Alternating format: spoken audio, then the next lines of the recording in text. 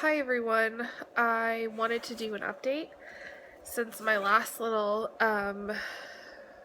day in the life or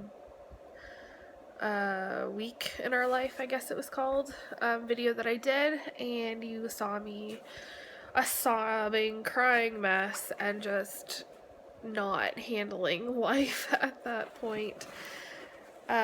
And I've been crying in this one, and I was going to do an update on why I was so upset and, you know, what I was thinking about, and then I realized every time I talk about Weston, it's always negative. It's always about what's wrong, and it's what I worry about, and it's always me being pessimistic, and it gets really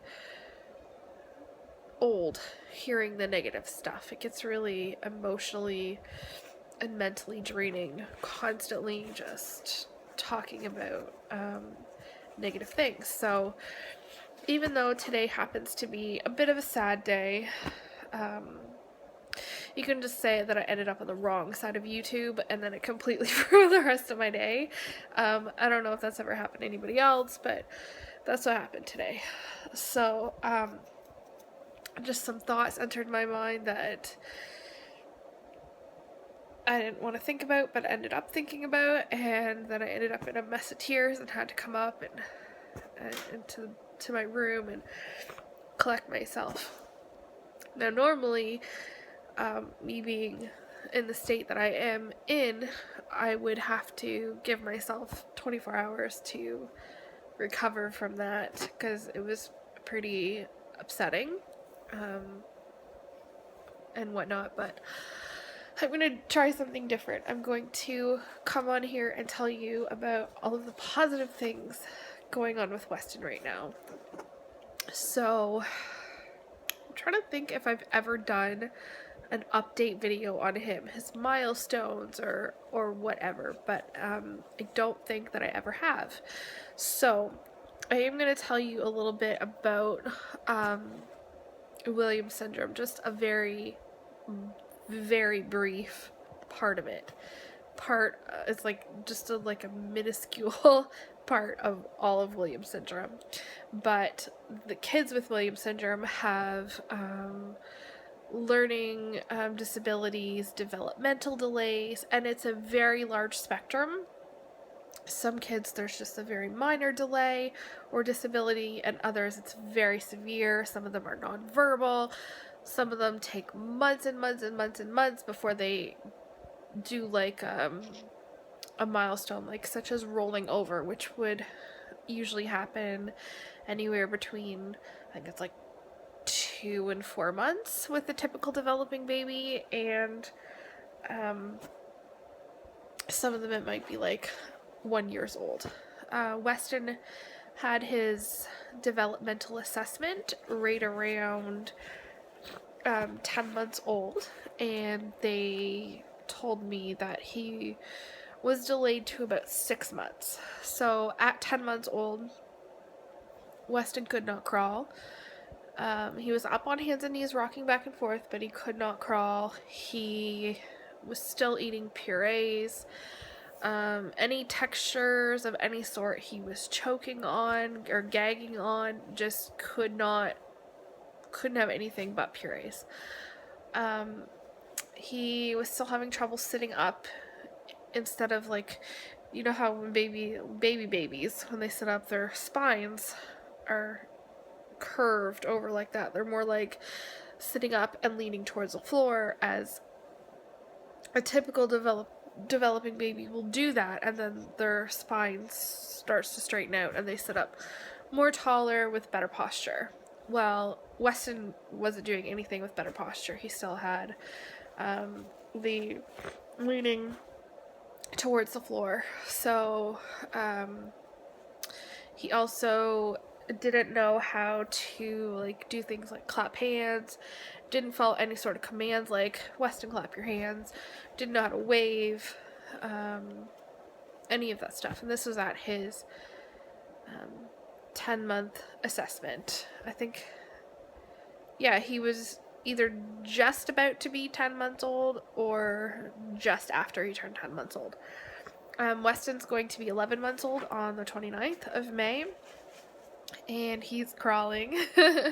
He, 2 weeks ago, did not know how to crawl, and then this past week, he has been crawling.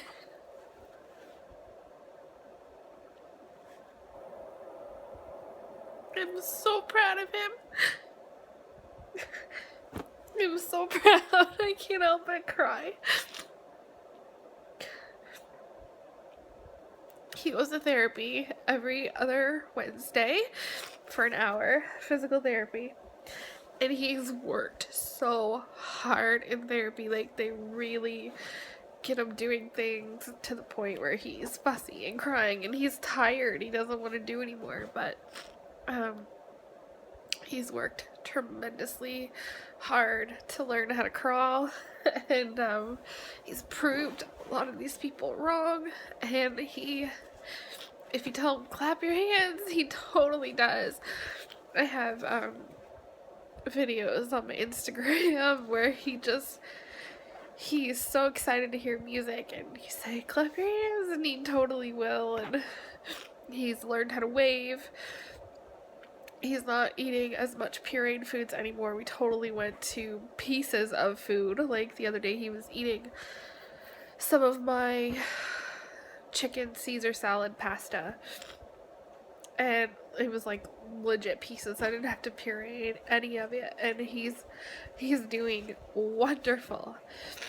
I couldn't be happier. I could not be happier. So I think one thing that I talked about before, I think it was in his diagnosis video that I did, I was talking about me not hearing Weston laugh. And that was really hard. I still struggle emotionally when I talk about that. But that was super hard. And he laughs all the time now. You gotta work for it, but he will. And when he does, he just busts a gut laughing. It is so funny. I'll have to try to insert some sort of clip of him laughing. But I'm just so impressed with the progress that he's made. And there's nothing more rewarding when your son does something that the doctors or therapists don't think that he'll do anytime soon, or telling you that he won't be able to do. I'm just a really proud mom, and I'm so proud of Ellie because she is like literally my right hand, that girl. She goes through so much because I'm constantly having to take the kids here or there for Weston. We go to the doctor a lot, like a lot. And she totally helps me keep him occupied in the waiting room. Even when we're home and I have to make supper and he's fussy, she totally helps. And I don't know where I'd be without that girl. But anyway, I've had a really hard time dealing with Weston's diagnosis. If you follow me on Facebook or Instagram, it's not a secret. I've had a very hard time dealing with Weston's diagnosis.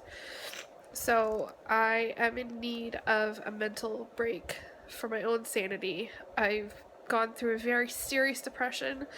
I wouldn't say a postpartum depression. It's different, but a very serious depression where I pretty much had a nervous breakdown after his diagnosis. So I'm flying to New York on Friday to go visit my best friends for a very short time, and I'm doing so solo.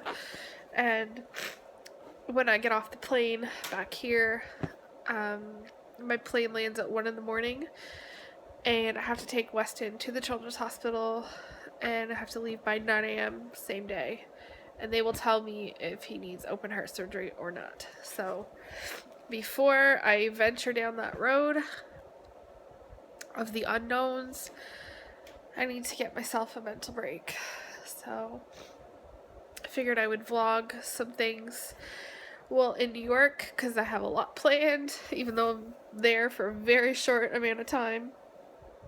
I think this would be good for me, and I think I'd like to film some of it. So if you're interested, let me know. I'm hoping I get no judgment, because I'm choosing to put myself first for once and take care of myself so I can adequately and mentally better, like, be more mentally prepared to handle something, and I can just step away for a little while. So Matthew and my mom is helping, and